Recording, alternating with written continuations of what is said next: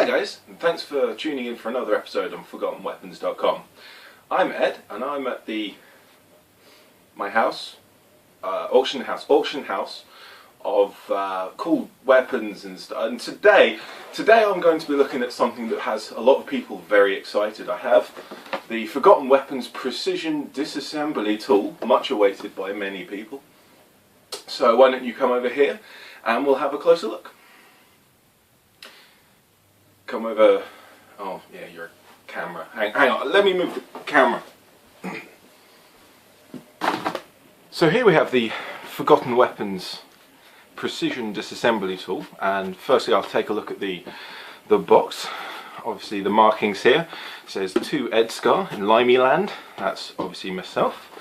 And on the back it says for return only, Ian Forgotten Weapons in Yankland. So that's all fairly obvious, just covering the markings on the outside before we open up. So to open it up, first we take the flap just here at the front. Just tease that open, and then the entire top cover comes away, and we have the display case for the tool inside.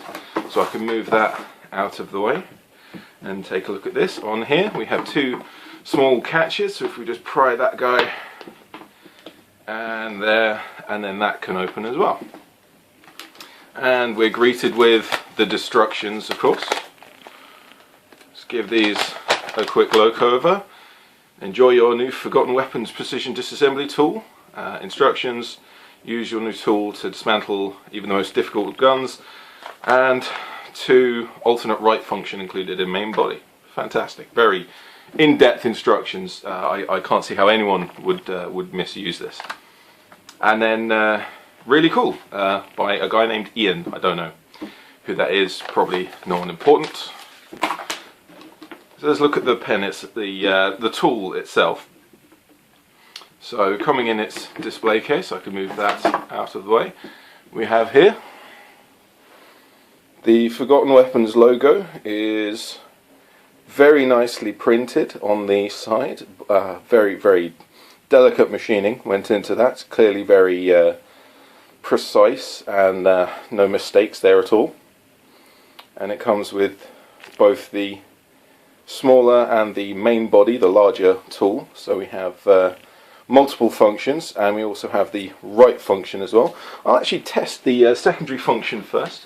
If I just get the instruction manual, and I can there. And as you can see, that is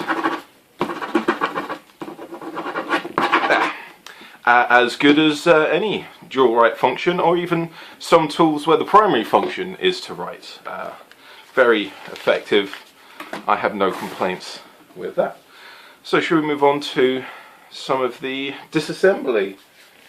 I have also brought out of storage this, which is a British LSW SA80. LSW, of course, standing for long silly weapon, because it has the extended barrel and bipod over the infantry weapon version of the SA80 rifle.